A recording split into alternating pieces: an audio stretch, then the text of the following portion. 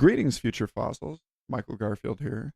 This week we have a wonderful conversation with Susan Molnar, coder, tech educator, advocate, someone who truly understands the landscape of learning in this increasingly technological age. And of course, if we were to take a step back from our moment and try and make sense of this era, then perhaps the place to start is by investigating what it is that we choose to pass on to children and how we choose to teach.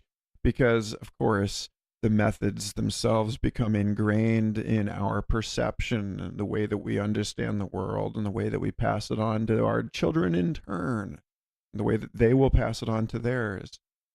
So, for a deeper sense of who we are as people and of the times that we're living in and the ways that these times are changing us, then yeah, we should look to the educational systems that we put into place and the changes that we feel we have to make to these systems in order to adapt to the way that things are going. Before we get started, just a moment to remind you, please subscribe to this podcast on iTunes or Stitcher or Google Play, wherever you happen to be listening to it. It is a volunteer effort, a labor of love. And unless you're feeling especially affluent and want to chip in to the continued success of this work at patreon.com/Michael Garfield, then the easiest and free way to ensure that this podcast gets into the ears of other people who enjoy it is to get up there and leave a glowing review. You gotta game those algorithms, folks. It helps us find the others, quote unquote. For those of you who want to join the conversation that we've started, Future Fossils has a Facebook group. It's easy to find. I hope you'll join us there. Share a lot of inspiring tech and science news in that group if you don't get enough of that good stuff. Lastly, just real quick, I want to apologize to you guys for the crackly sound in some parts of this episode, as well as some of the other episodes that have come out lately.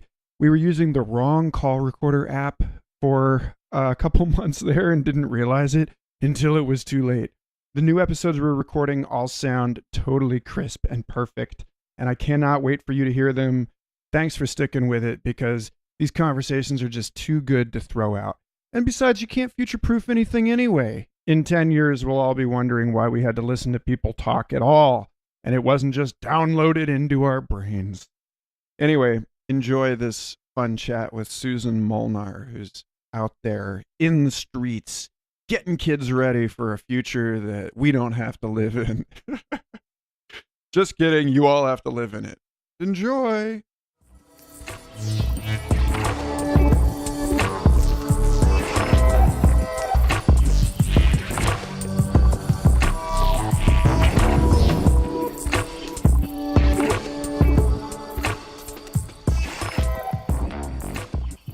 Hello, everyone. Welcome to Future Fossils Podcast. I'm here with Susan Molnar, who I met at MoogFest 2016, giving a talk on techno-shamanism.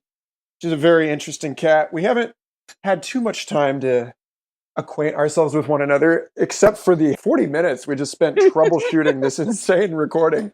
So I hope that all of you appreciate the amount of time that goes into producing this nonsense. Welcome on board, Susan. Hey, good to be here. And yes, troubleshooting will always keep me in a job.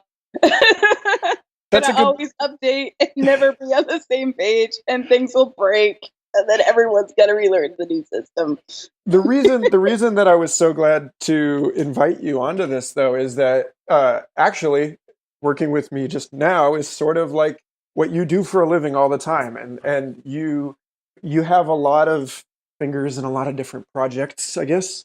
I'm known for being very diverse. But you spend a lot of time working with kids and technology, and that seemed like the place to start, because the whole framing of our conversation at Future Fossils around long-term views and looking into the future and trying to imagine what it will be like for us as the ancestors, and it's I think we got a little window into that today of just like things break and you don't know why, and like having a sense of humor about it and like being curious. So, could you tell people a little bit about what you're working on these days and who you're associated with and all that? Yeah, so where should I start? I'm currently in grad school at Purdue University for Learning Design and Technology, but I'm based in the South Carolina, Greenville area. I actually live in a rural area outside of a tiny town called Travelers Rest, where I have a studio.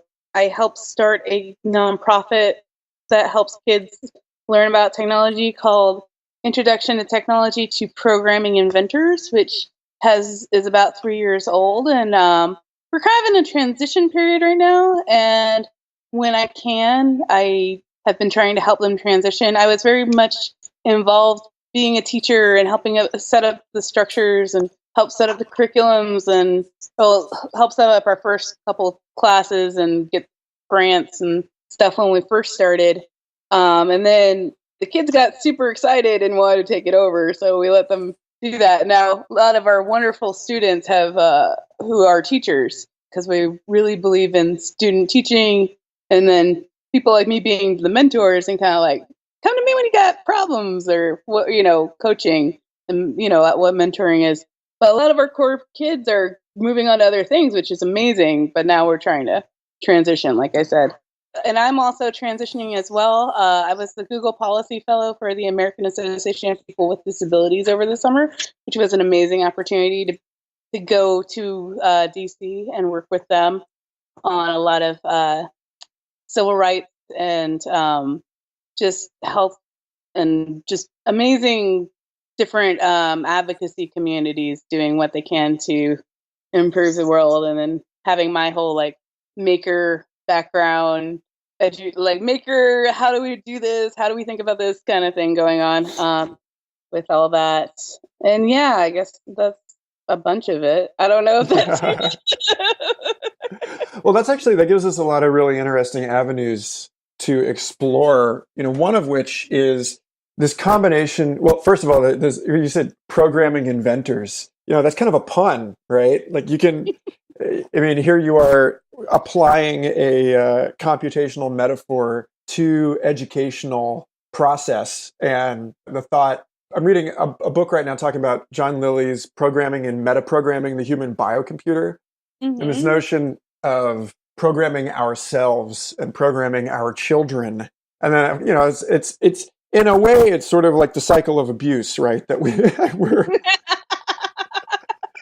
we came out of this paradigm in the 70s, 80s, 90s, where that was very much the implicit, if not explicit, educational agenda. I mean, that's really been true from the Correct. beginning. Turn the school into a factory that produces people who work in factories, and now we have co-working spaces, and the tech ranch here in Austin. So if you want people that are going to work in whatever is growing up in that thing, then you've got to sort of mold them to be little, good little programmers. Maybe I'm being cynical. You are a little bit. That's okay. I'm usually that person, so it's nice to have somebody else do it. But okay, but then the other part of it is that it really is, get into this. It's not one or the other. That the problem and the promise are both encoded also in the work that you're doing or that you were doing as the Google fellow, because you get that Freudian thing about every technology is a prosthesis, and this issue of where the boundary lies with ability, disability, and empowerment of our technologies versus what we just experienced of how disempowering and frustrating it can be when they go wrong and there's no obvious way to determine why. And where does my body end and somebody else's product begin? So I don't know. What do you think about all that stuff? Well, I think, I'm pretty sure I met you, Neil Harbison was like standing behind us or something. Where it's like, Yeah. and I do think that, the whole cyborg and who owns what and the implantations of things. And, like there was a new prosthesis that came out recently that actually you have a surgery that wires your nerves directly into it. And so, yeah, so you can actually use the prosthesis with your mind. And control. But it is an actual, but it's still a product, and it's a product that's made from outside yourself, unless you're a programming inventor and made it yourself. Which there's that guy. I think he's in France. There's a dude in New Mexico, and then there's a dude in France who built his own like Arduino arm from scratch, like $100. Arduino. Yeah. And of course, there's the Enable project that Johns Hopkins helps host, which has gone, around the world and has like 1 million people 3D printing limbs from their free downloadable things. So I think that's a very interesting, vein of thought that not many people get to exploring. And I'd say that's also even within those advocacy communities. Most of the advocacy communities, I'm not sure where to explore that at, because a lot of times it's about trying to help people get the services and help that they need for immediate needs and for immediate populations that need those needs, or people who are trying to take them away, which is fucked up, but is sorry, I'm not sure if I can say that word, but I just did. Oh, you totally can. This is an explicit podcast in the Okay. iTunes store, so you're safe.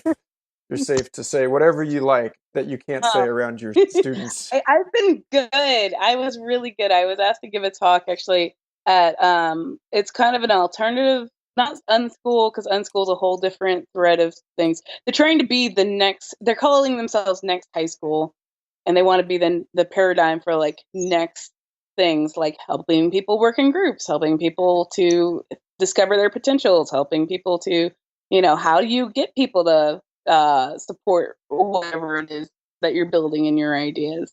And I was very good because I spent I gave a talk, and I did not swear the entire time in front of like a room of like 200 high school students. I was very proud of myself. But getting back to your original point, I think that there's a budding conversation there, but I'm not sure how much it's getting into that mainstream world so much. I mean, that conversation has been going on underground for years with the grinder community, where people like make crazy devices and implant them in themselves and hope for the best.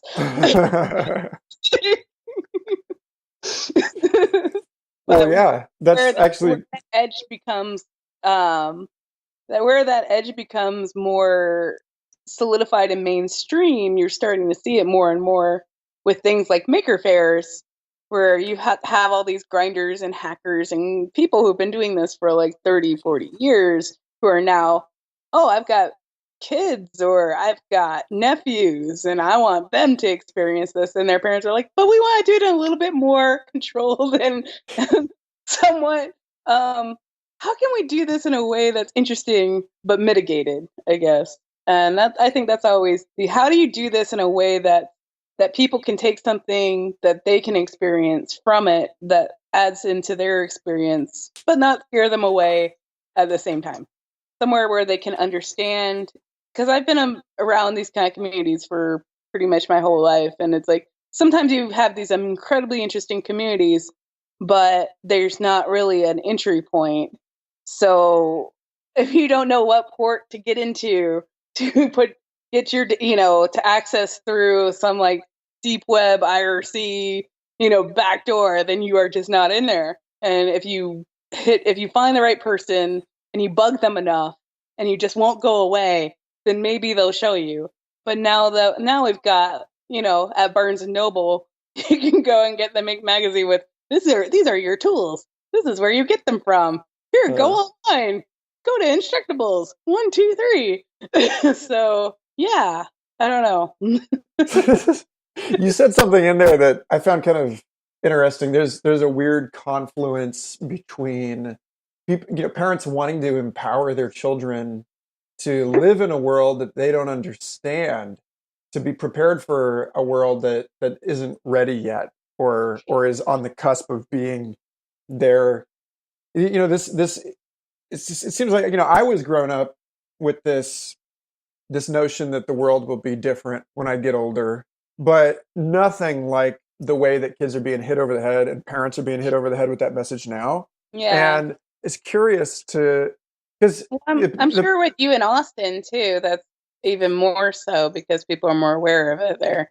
Yeah, I think so in So general. But it's interesting that there's a collision between, I imagine, as someone who thinks a lot about parenting but is not yet a parent, there's a collision between when I model this internally, my own desire to prepare my children, to empower them, but then also my own future shock and my mhm. concern for what I witnessed growing up, which is that the corporate interests that are selling us on stories of progress are basically guinea pigging the consumer base for their products. And it's one of these things where it's like, do I really want my kids to be ready for the world to come, right? But at the same time, I don't want to subject them to, unscrutinized or like inadequately investigated technologies and educational programs. And like, Yeah. what's been your,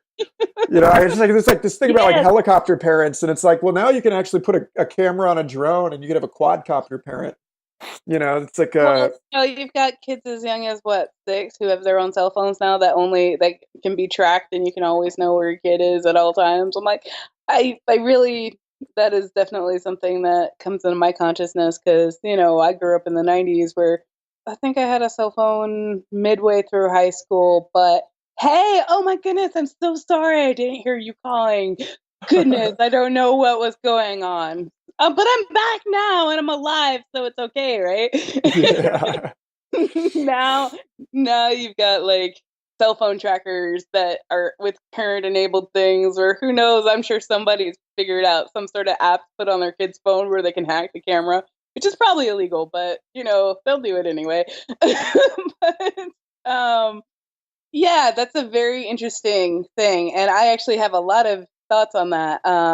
Especially with like the startup culture, it's starting to calm down a little bit as far as like you want to be the next entrepreneur, you really want to do a startup, and you're going to be amazing, so amazing. And I've seen a lot of young people, especially some of my younger male friends, really, really buy into that, and then they become so upset, or there's so much anxiety when they don't feel like they've achieved by the time they're 20. um, and I think that what they call success porn is the uh, new term for it. Like, I'm gonna be the next, I don't even know, like, 'cause I don't really care. What I care about, and what I feel. Zuckerberg, Musk, Oh, that 13-year-old inventor on TED that ruined it for all of us. yes, yes, which had his entire family and friends behind him, supporting him, who comes from a background who's able to spend that much time inventing, and then, more importantly, marketing to the right people, and making Definitely. sure that that gets in the right social consciousnesses. Well, not social consciousnesses, I guess, advertising Right. distribution channels. Because I invented some cool shit when I was a kid, and like, I didn't have an agent. You Yeah, know? my friends and I always joke about like, damn it, if Etsy had been around, we'd be millionaires by now. No, we're old and tired. Which actually, I've heard the guy who started Etsy was actually in my class at art school, but I never knew him. So, but I'm always like, when people are like, "What's the deal with your art school education?" I was like, "It's informed me to be a human being that can survive in this ever-changing world." And look, some people actually did something that impacted something that you would care about. But I'd say it's important to have those human structures always, and having that, and that's a big emphasis with our program, is technical skills are great, and we try to expose kids to technical skills. And hey, this is a Raspberry Pi is a baby computer, it's $25. What do you want to do with a baby computer that's $25?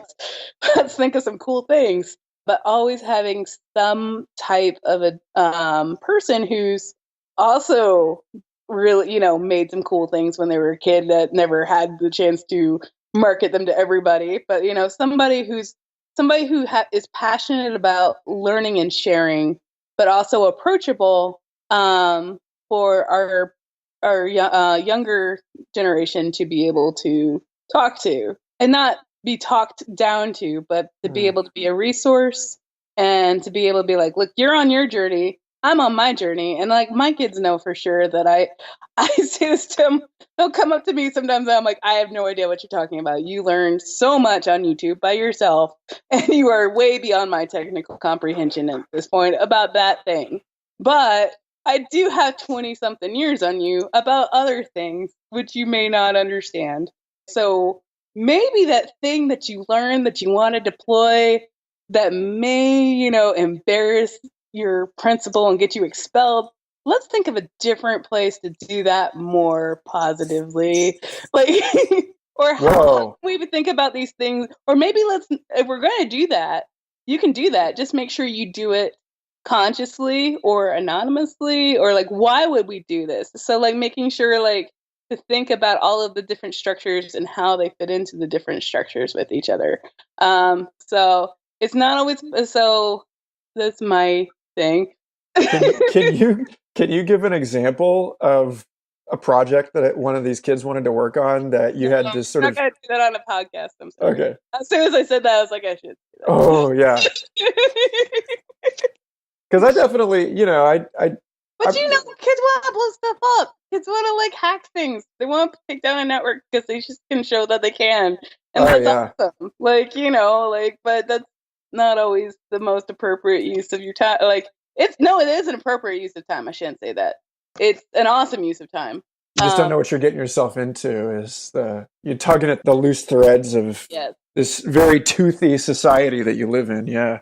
You need to be aware that as you're doing that, and you're talking about it on your Skype, which is owned by Microsoft, or you're collaborating about it on your Google Docs, which are owned by Google, that you are also, that you're not secure. So unless you're going, and even knowing that Tor networks are not exactly the most secure things, everything can be broken. But also everything can be broken, but also everything can be built. And that was one of the things I think as a young artist, some of the people who I worked with were very much adamant about, if you made this, you can also break it. And sometimes breaking it and remaking it makes something even cooler. And so because people will spend hours and hours and hours and hours in making a very precious object. But that object and that object, sometimes it's great to have a precious object to, remember that you spent this much time, or there's so much emotion, or there's so much something that's in that object that helps you reflect on whatever it is and transfer that to other people. But sometimes that also, how does that fit into other things? And that those things also break and can be remade into other things. And I think especially we're at a very catalyzing point in our society. We're at a point where a lot of new technologies are enabling communication, innovation in ways that are never before, but we're breaking old systems. So how are we going to transition through all of these old systems that are breaking with new updates, like our Skype call? So how are we going to educate others to understand what those problems were, to how we got them together to another point to where we can continue to communicate and be human. So. There's something in the breaking building dyad there that I don't feel comes through in a discussion on creation destruction. Because, like going to Burning Man, for example, to step sideways in maker culture and to look at the very hotly contested definitions of art in that environment where such an emphasis is placed on the ephemerality of art and the destruction of our creations as the actual performance of something, that it's not actually the building, but it's in the process of the burning of a piece that's the actual release of light, heat, information that we're attempting to emphasize. But in that, it doesn't capture this thing in breaking and building, where it's actually, if you're burning a giant, like my buddy Dada made the giant hand with the giant thumb for Burning Man a few years ago. And burning that was actually building the thing. It wasn't breaking the thing. That Yeah. there's, when you talk about complexity and, complexity in math or in system science, and complexity is where the algorithm that generates the pattern, you can't visualize, you can't predict the pattern simply looking at the algorithm. Like the Mandelbrot set Right. is such a simple piece of code. And so breaking that is actually upstream from the conversation of creation destruction, right? Like that it's almost like a completely different axis. That breaking and building suggests a function that Mhm. is sort of independent from whether you're physically assembling something or physically disassembling something. The function may be like unearthed or disclosed by the disassembly. That's a kind of Well, the subtle. breaking and building thing, like, I don't think I know any programmer who's done some sort of application or code or built something that hasn't gone off without having to troubleshoot it at some point. So there's usually a breaking in the process. But in that breaking process, so what is it when you burn it or deploy it? Is that when it goes off into the world, or you have a thing that runs around that's separate from you? Is that, it's burned itself off from you into its own thing? I don't know. That's an interesting concept. I'm not sure if that's exactly what you were getting at. Well, yeah. This, I mean, again, because like we're talking, I just gave a rapid fire 5-minute presentation last night on treating our technologies as though they are children. Mm-hmm. And this thing about, because I mean, now we're at that point where we're no longer using brute force computational techniques on artificial Right. intelligences, but we're actually training them like a pet. Right. And Which is so interesting. So it's incredibly so interesting. cool. Yeah. But then it's like, you gotta let your kid fall and skin their knees, and so you get exactly what you just said, that there's this thing about integrating failure, breakdown, and uh, surprise and difficulty into the process that seems so much more natural and sort of true to living systems where the bone actually grows back, fuses and grows back stronger after it's been broken. Right. Which is, the Stanford Design School, that's their whole thing is, rapid ideation, rapid prototyping, fail fast, which those things are now being co-opted into business terminologies and, seminars and whatever, which it's interesting. I feel that's the really interesting thing when I've been in more corporate settings and seeing those types of ideas being maybe integrated into more traditional environments and having people's minds blown for the first time. Or they're just not or when they're not facilitated well, and people are like, why are we sitting here playing with straws and tape? I don't understand. And I think again that's where sometimes and then the people who are facilitating it, who think it's the coolest thing in the world, or who may not have been trained in a well enough way to approach their learning population, are like, why don't you understand this is the coolest thing in the world? We've got straws and tape. And I think that's where we have to be careful about those divides. But I think the people who are going to get the most of it are in those burns. If you understand what's going on, even if there's failures, being able to understand that those experiences all end up in your complete experience. And so the more complete experiences you have through different journeys in different places or different traveling, different cultures and different times in your life, and respecting people who've been through different things in different times in their life, you're going to have a better way of being able to help communicate and transfer. And so I don't know, that's what I try to do, at least. Be aware. I'm like, I don't have all the answers. I don't know what's going on sometimes. That's okay, but I'm going to try to be aware. And actually, in my graduate studies, which I totally love my degree, Purdue is freaking awesome. It's a little bit different than what I expected because I thought that we'd have a little bit more technology emphasis, but that's okay. But one thing we are doing that I wasn't really expecting is we're doing a lot of assessment training. Like, how do you assess what a situation is, and how do you figure out how to design something that will bring the best outcome for the person who is asking you to bring the outcome and for the learning population involved. And we had a fantastic class on like learning theory, the psychology of learning theory. And so I don't know, behaviorism, B.F. Skinner and the whole rats cheese. And, a lot of people, especially I think maybe in our friends and communities that we might be a little bit closer to, are like, oh, behaviorism, no, go away. But well, just for the listeners to clear this up, this kind of loops back to this issue of programming people, and the environment of media warfare that we're in now is based on this input output model of human psychology, where if I do this, then the stimulation creates this behavioral response. And so it's understandable that we're like grossed out by this, that's my gut is grossed out by this. Like, oh no, I don't want to do that. I'm a constructivist. I want to let people. I'm the guide on the side. Let people do their thing. No, okay. But when we had to do our coursework with it, and we had to do case studies, and actually reading people who had studied about this, they made the point that for some kids and adults with autism, this is the best learning facilitation method.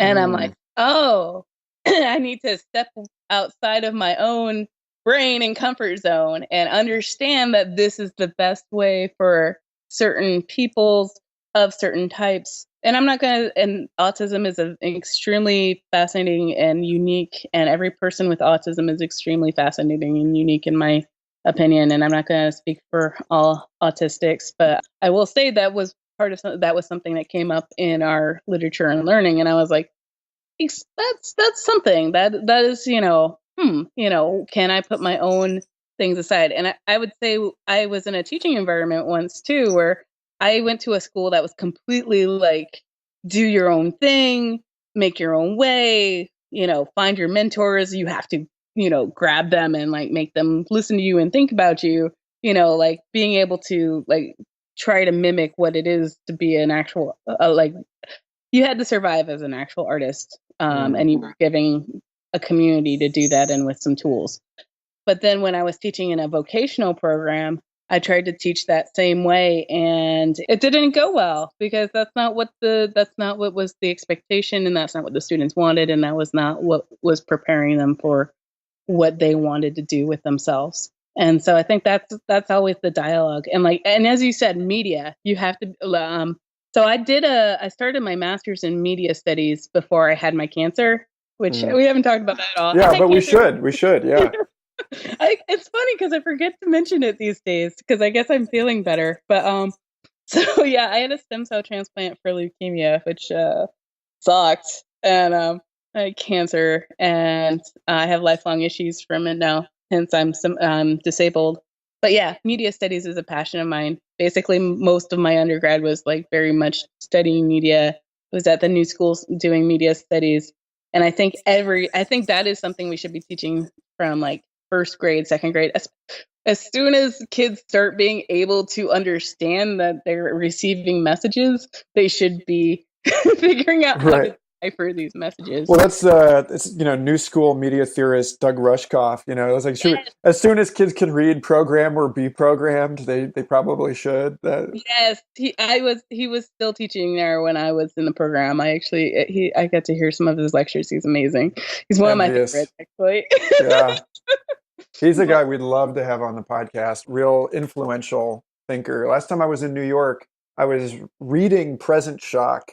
Yes. I was reading Present Shock while on the subway, reading about how Manhattan is being optimized for fiber optic communication. It's turning into a giant computer chip, and I was like, I got off the subway and I've got Present Shock in my hand, and across the street is the New School, and I'm on my way to pick up my Google Glass. Which, by the way, you mentioned that's something that you've been using in your programs a little bit. And I'm curious about that. The way that came about was, I don't know, two people in our program got really excited about it and bought it on a whim.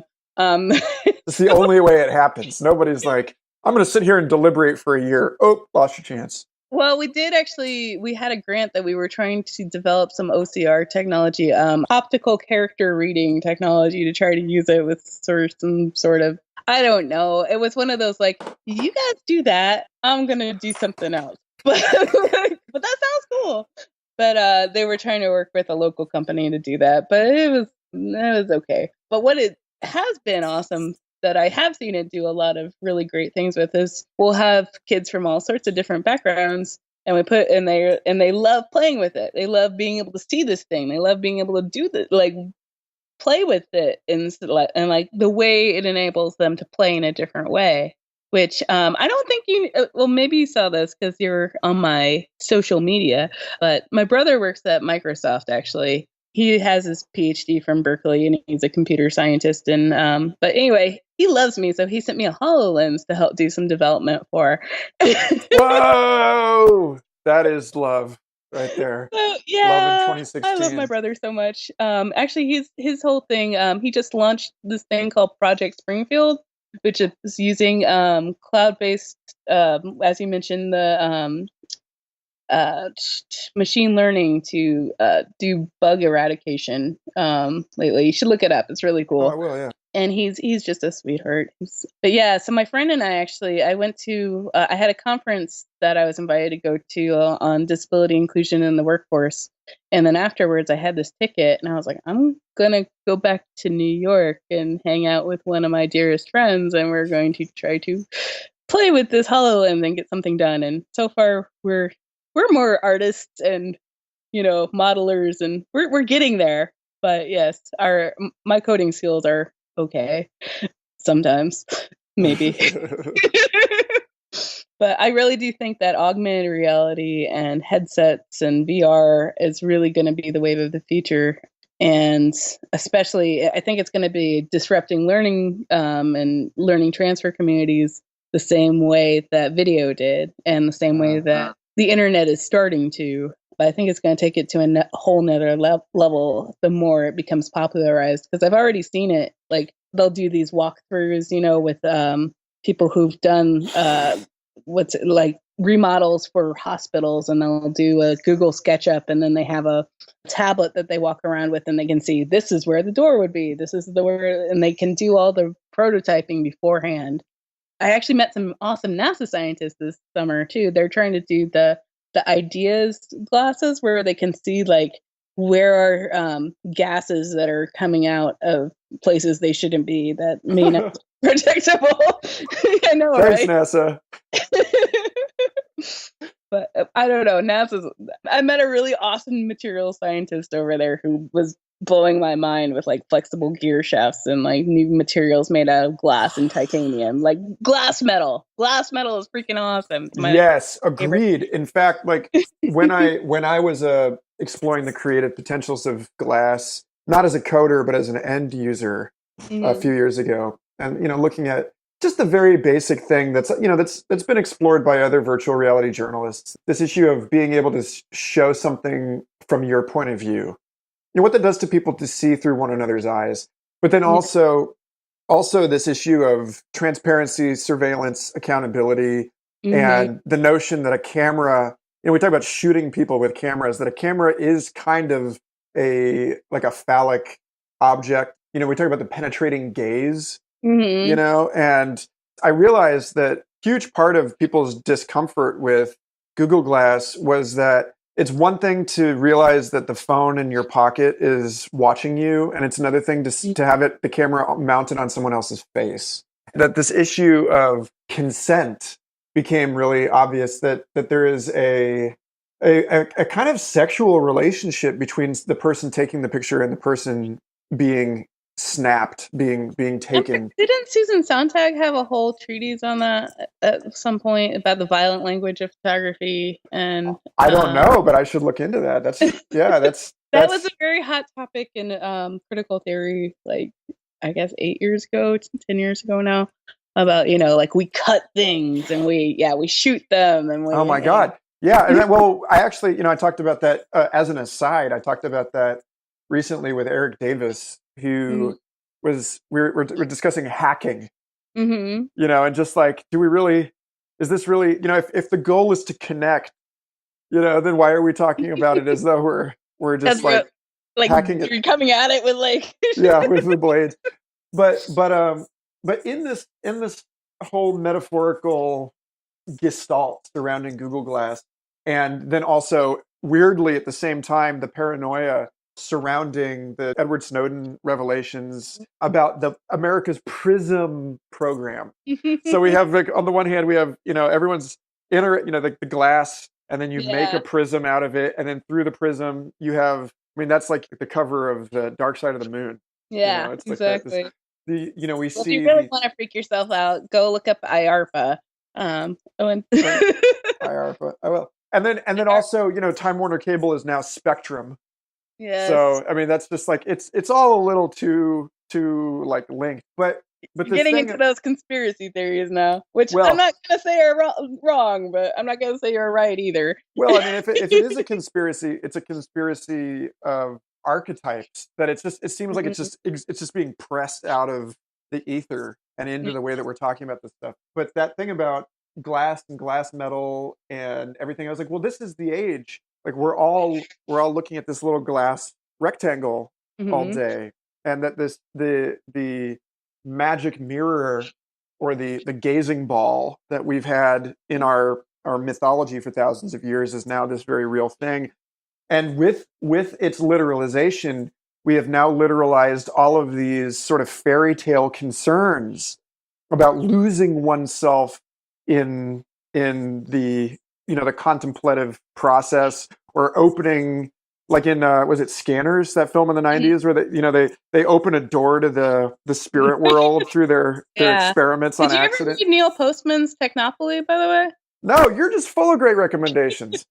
Yeah, so I read Neil Postman's Amusing Ourselves to Death, I think when I was still in high school, which is dated but extremely relevant. Like the examples are dated, but everything he says is still extremely relevant, especially with our politics today. But he also wrote The Disappearance of Childhood, which is a very similar book to Amusing Ourselves to Death. But Technopoly, he really gets into the surrender of culture to technology, and he kind of is like the predator, which kind of predates Rushkoff, and Rushkoff kind of is like the extension of a lot of Postman's ideas. Which also, I was going to say, for media literacy, especially with the young ones, have you ever heard of the Media Show? No. You gotta look up the Media Show. We have like, so my brother was one of the co-founders of Noisebridge up in San Francisco, with Mitch Altman and a couple other people. And I believe her name is Gus, and she does the Media Show from that area. So some of the kids I mentor actually went to Hope. You know what Hope is? Hackers on Planet Earth. It happens biannually. It's 2600, which is the old school hacking club. They put it on. And anyway, they met Gus up there, and it makes me happy when like it's all about. I don't know. There's so many things. Like you said, we're getting to these places where we're being enveloped, or we can be enveloped, but it's also, there's the potential, as long as to connect and to become different things, as long as we are aware, and I think that's the hardest thing, is maintaining that awareness, because there's so many things to get just sucked into. Like, I'm gonna just binge Netflix for the next 4 days, which I can say I have done this because sometimes I just need to do that to recover from whatever else it is that's going on in life. Mm-hmm. So in these ways, we have all these ideas, we have all these tools, everything's available to us, but we also are, apt to just kind of be like, okay, but I want to just receive it now. Like I think, like, I have a lot of friends who are in cosplay communities or are very into fandoms and all that type of thing. And it's always fascinating to me, because I remember in the 90s, I knew people who were really into writing fan fiction, but with these fandoms and things, and I'm sure it exists, and I just don't know about it because I'm not really into things in that way. But it seems like it's a mimicry, and it's like these mimicries of different touchstones that people connect with, and that's their connection to certain characters helps them reflect on certain things, and finding the people who also reflect in that certain way. But I'm kind of like, but where are you doing this? You're spending thousands of dollars and thousands of hours of time to create the perfect costume that is a mimic of somebody else's thought. And I'm still not sure how I completely understand. Like, it's still hard for me to completely understand that at some point. Do you think that that's sort of akin to the ethical considerations surrounding guruship?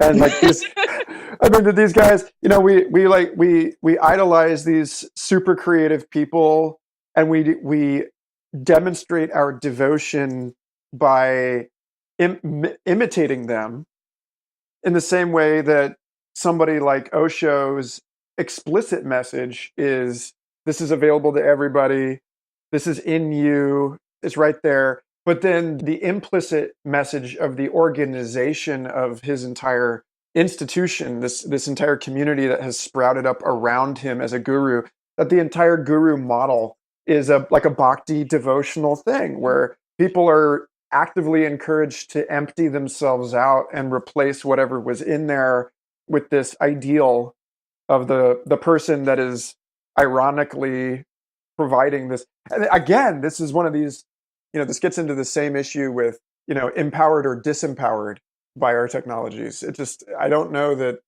there is an easy answer, because, you know, for some people it's like, you know, their comfort zone is adult coloring books, you know. Yeah. It's not And, it's not I'm going to paint an original fine art piece.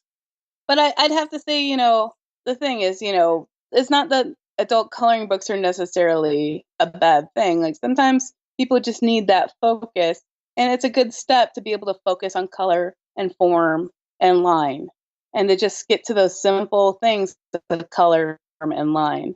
So, as somebody who's facilitated learning of computers for people who are in senior populations to, you know, tiny bitty ones, I'd say like things I always there's the student who comes in and is like, I've never touched a computer in my life, and I don't know how to do this. I can't do it. I can't do it. The computer sounds like, look, nobody's born knowing what a pixel was.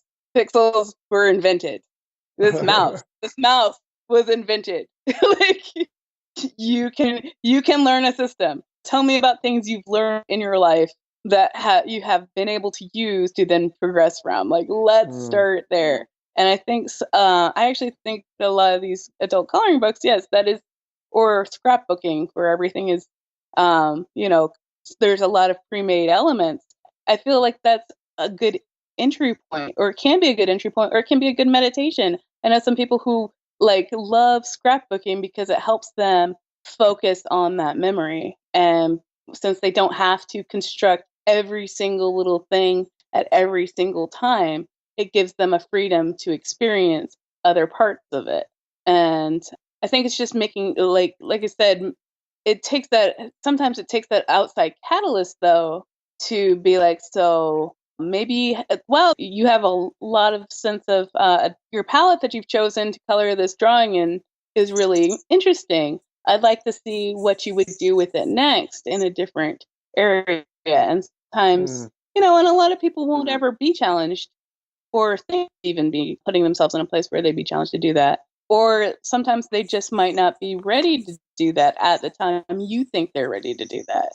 And making sure that you're understanding sometimes you just plant seeds that may grow up later, and that you're not in control. And I think that whole guru thing, maybe that's one of the things that does freak me out sometimes. It's got like they have the answers, they are the teacher, they are the thing. It's like, yes, but are they, or are they just or are they just a conduit to help you understand or be equipped, or, you know. And I think when we have concentrated power structures, like there's people in my life who deal with things that are outside of my experience.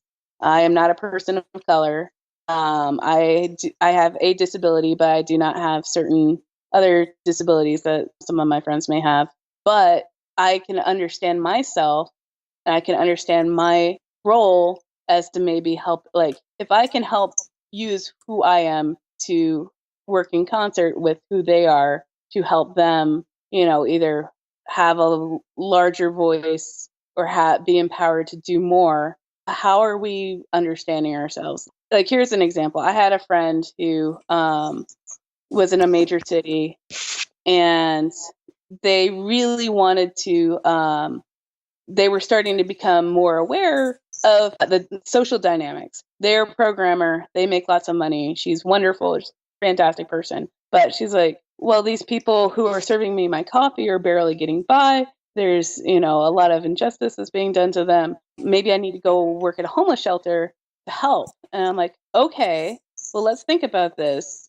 If you are you and you're working in that space, that may overwhelm me because of some of the things of how you process and what are some things that are uniquely you that you've poured into? What if you went to what if you went to the organization and said, hey, I'm a programmer with this many years experience who can help you put together a database that will help connect different organizations and help bring more people together in a way. So that's honoring your unique gifts, but also helping other people bring themselves up as well in ways that they may not have been able to, because you're becoming that outside catalyst who's going like, I know me and I have my thing that I have been trying to figure out, and that I've sort of got a little bit of whatever it is. And I think I can use this to help you for a need I see, being able to be that ally. That touches on a really intense question or puzzle that I've been holding for years as an adult, because there's this thing about, I've hosted a couple interesting conversations about intergenerational dynamics lately, about this issue of millennial entitlement. Are we really entitled?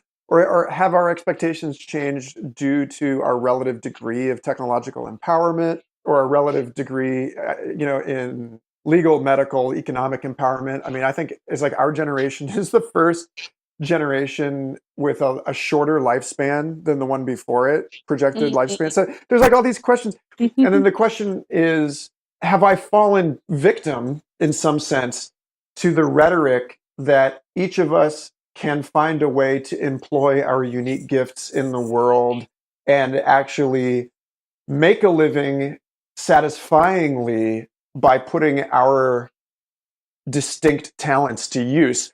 Or is that basically arrogant? Is that a privilege blindness thing where we all assume that we get to be this special person that does this thing? Kind of touching on what you were talking about earlier about success porn and Joseph Campbell, follow your bliss stuff. And it really is this thing. Right. I'm like, no, I keep finding myself having this revelation over and over and over that it is a waste of my time to try and serve, and it's a waste of the people's time that I'm trying to serve if I'm not serving in a way that I'm actually skilled to serve or capable, And so it's one of these things where it's like, yeah, it does make more sense that your friend would offer coding skills than that she would volunteer in a soup kitchen, and yet that's obviously an ego thing. Yeah, which I have to say, maybe I think everybody can pitch in, but if you're not good at the front of the house, there's plenty of stuff to do in the back of the kitchen. It's just being able to be eager to have those opportunities to help and be open to those opportunities to help, but understanding yourself that, being able to knock yourself down a notch and be like, okay, I can move packages from here to there. Anyone packages from here to there. But yes, also being aware that if you have had that access and that privilege, and you understanding your place in the power structure, I guess. If you have that place and that privilege to understand that if you move those packages, if you are able to do that, because not everybody is, but if you have that ability to pack lunches in the back of the kitchen, great. If you have that ability to interact with people in the line, great. If you have that activity to give more, great. But I think, but being able to understand that, also not guilting people, or you never know where people are coming from. If you have the ability to give, I think you should be trying to figure out how to do that successfully, and, not being guilting yourself into it, not overdoing it so that you're doing it to a place where it hurts, but also not doing it to where you're trying to guilt other people into doing it. But that we need to cultivate more of that place where that's a thing. Like mentoring, like mentoring. Like, I love people who are like, I spent 5 minutes with somebody, I mentored them. It is great. I'm like, mentoring it's not, I mean, it can be hard, but it's more about having that consistent connection about, hey, I care. Like, and Mm. how do we have those consistent connections, and how are we, if somebody says they need help, they're like, are you able to humble yourself when you need to? And are you also able to value yourself when you need to? And yes, since we are in a transitional period, there are a lot of things that still suck that still need to get done, which will be automated at some point. But understanding that those things that suck that need to get done still need to get done. And the people who need to do them often need to do them out of necessity because we haven't figured out how to transition our structure yet. And that there's no shame in that. And I think it's just trying to find those places like, where do you fit in your dynamic and power structure? Yes, you should be serving in a way that is unique to your gifts, but also understanding that just getting out there and doing it is important. Maybe does that make sense? Yeah, yeah. I mean, again, it's like I feel like one of my tired sawhorses is that we're moving into an age where like either or questions are obsolete.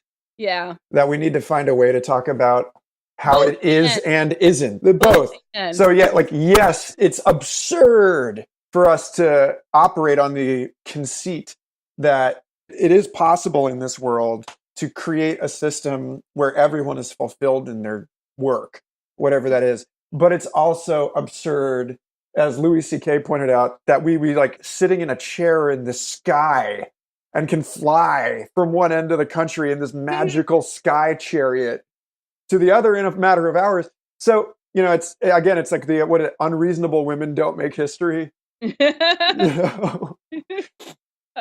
Yeah, it's something like that. I do have to say though, and I think that those are good, exactly the kind of points where I was gonna go.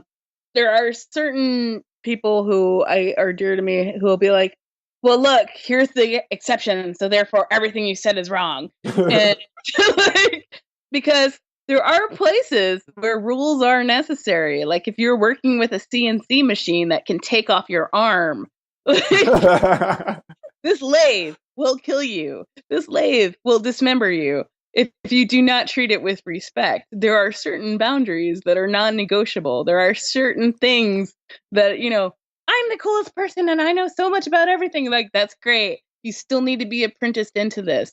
You know, yeah. you still have to understand that there are some things that are hard and worth working for.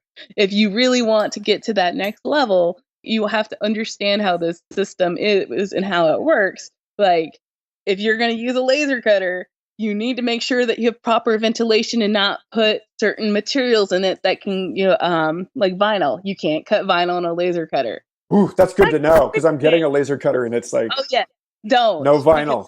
No, vinyl will create chlorine gas and it will kill your laser cutter and kill you. It's not good.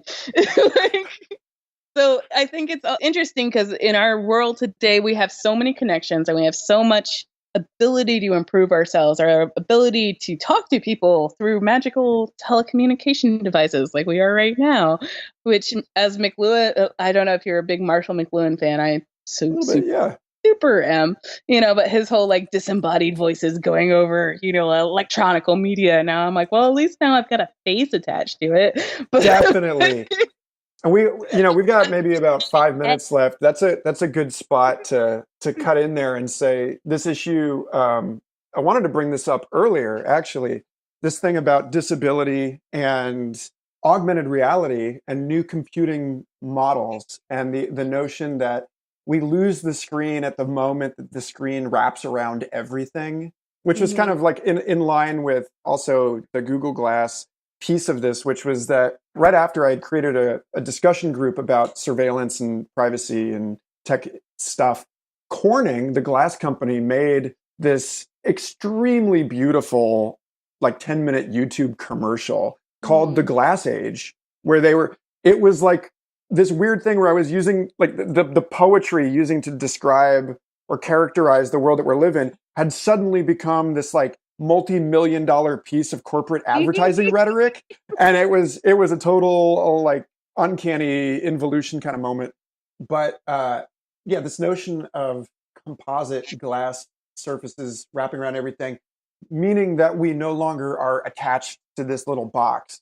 And when you get Yeah. into like McLuhan stuff about the medium is the message, and this issue that right now, to the extent that we've got Aldous Huxley calling the brainstem the reducing valve of consciousness, like filter, and that psychedelics dilate that reducing valve, then something like the Microsoft HoloLens or augmented reality in general is a dilation of the reducing valve of Yeah. the like 4K screen, Well, I have and a who works at Magic Leap, and I think they're going to blow everything out of the water. I think there's another person I met at a teacher training conference called Visitech, and if Visitech and Magic Leap are like any indication of what's to come, which I think they are, is yes, it's going to be amazing. Like it's going to be a complete shift. It's kind of like how media has always shifted things, and but like specifically,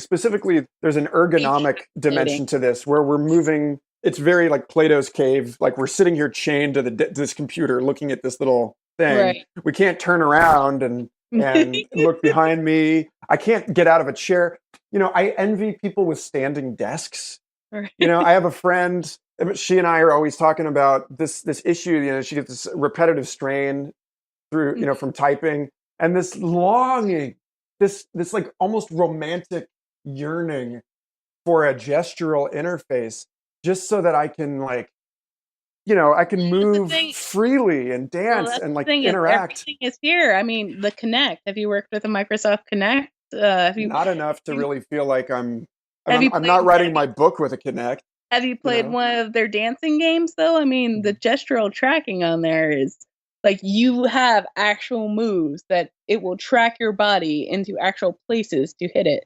And yeah, actually, I have a friend who's that's one of her big things is like, why don't we have a gestural keyboard that works?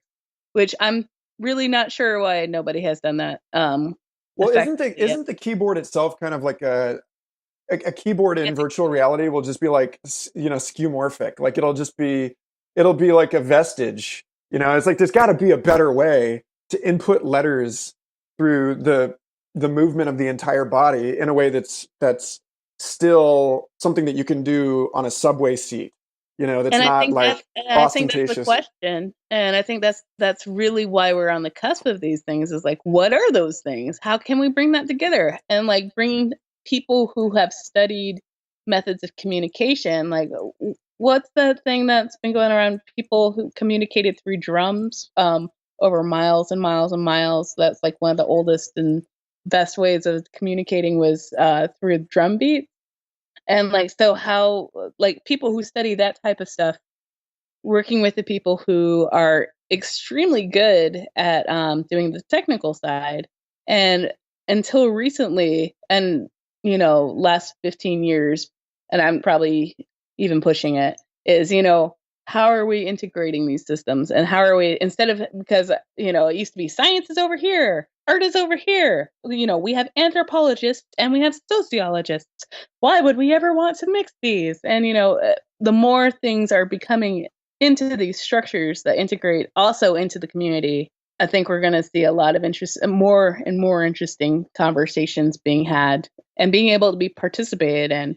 That's another huge thing that's extremely new to this kind of age, is like this participatory, I exist because I participate. How many YouTube videos out there are there, like, of people participating within these things? You mean destroying the subject-object division by taking bong rips of salvia on YouTube? Ironically, extracting the subject-object division and displacing it onto the viewer who's watching you lose your mind. Richard Doyle talks about that, about like extracting DMT from mimosa, and how in order to get the active ingredient out of the plant, you have to replace the ecosystem of phytochemicals with this ecosystem of lab equipment. And that we never really get away from our entanglement with the environment. We're always embedded in it, but it's just like, it's like, well, okay, I'm not going to be self-aware. That's the epic fail trope in video. Like, I'm not going to be self-aware, but you are going to be aware. Millions of viewers are going to be aware of my mistake.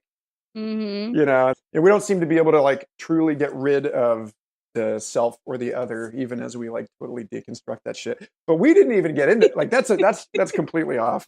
Maybe we need a part 2. I think we've we got do. a lot more I think things we to do. do. There's you're a wealth of interesting leads. I appreciate that. Yeah, because we have to go. Where can people find out more about your work? SusanMolnar.com, which is by no means comprehensive. I have so much stuff that's not on there, but it's a nice version of me at the moment. And hey, it exists. I am happy that I actually got some sort of thing up there. So my last name is Molnar. And one of these days, hopefully, I'll put the rest of it up somewhere. We can't ever. It's the present shock thing. We're never going to catch up to ourselves. No, That's just not possible. Just not.